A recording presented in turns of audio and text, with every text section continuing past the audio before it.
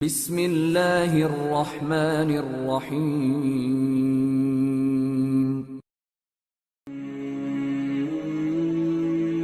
हदीसे नबी सल्लल्लाहु अलैहि वसल्लम।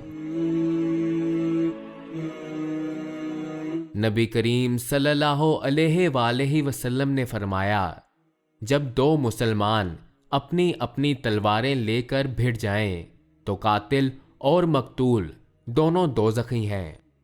अर्ज किया गया, या रसूल अल्लाह, कातिल तो खैर जरूर दोज़खी होना चाहिए, मकतूल क्यों?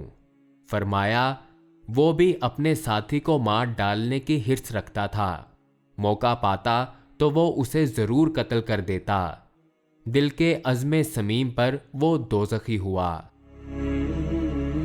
सही बुखारी हदीस नंबर 30।